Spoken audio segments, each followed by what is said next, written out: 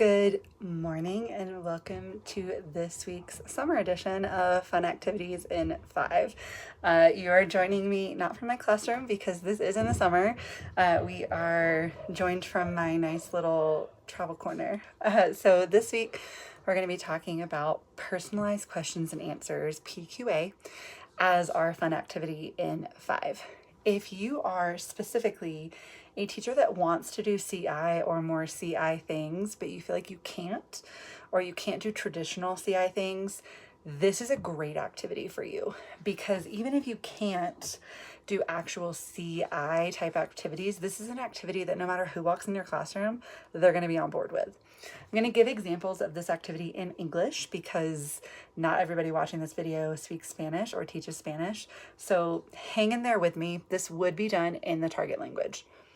The goal of personalized questions and answers for me is to be able to ask questions, get answers, and take those answers, make them relate to the student that gave the answer, as well as everybody else in the class, to come up with more questions, to tie it all together and repeat the process.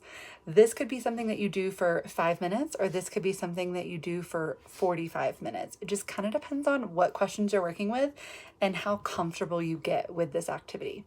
So for the example today, I have my nice little helper who maybe she's not going to come up. You can see her a little bit.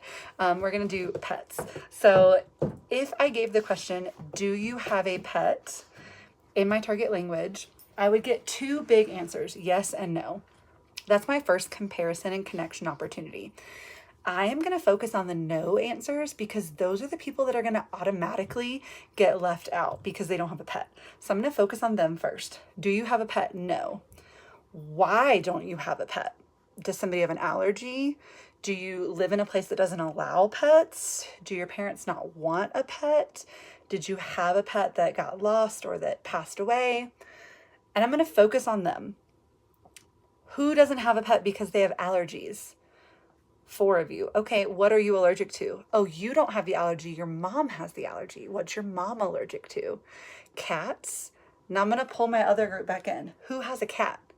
Oh, well, Johnny's mom can't go to your house because he's allergic to cats. I'm tying in that first group, but focusing on my second group. I'm going to keep working with that.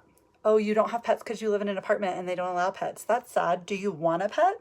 How many of you that don't have a pet want a pet? Oh, 80% of you want a pet. What kind of pet do you want? A dog, a cat, a horse, a goat? What kind of pet do you want? And I'm going to go back to my people that do have pets. How many of you have a dog? 4 people want a dog, but 14 people have a dog. What color is your dog? How big is your dog? Go back to my other group. What do you think this big brown dog would be named? Scooby, because you watched Scooby-Doo growing up? Great guess. What's your dog's name? And I'm basically just asking these same questions to multiple kids over and over and over. So you're getting the benefit of repeating structures. Do you have? Do you want? Why do you have? Why do you want? What do you think? I'm getting repeated structures. I'm getting them in the second person, in the first person. I can even go back and say, what kind of animal does Johnny have? Johnny has a cat. Now I'm bringing in the third person. Oh, wait, Susie also has a cat. You're right. Johnny and Susie have a cat.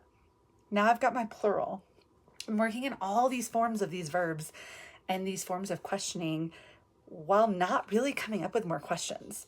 Now, if coming up with questions is something that you struggle with and you're like, man, I couldn't think of all those follow-up questions, just write them down. It's okay. When I first started getting really used to doing PQA, I would script out all my possible questions so I didn't have to think of them. So you can always write them down. But my favorite part of PQA is just making that connection among students while staying in the target language and getting multiple forms and multiple pluralities of the verb without having to go beyond a few questions. Scaffolds are super helpful. Write this on the board. Give them a vocab list. Have them write the question and the answer down.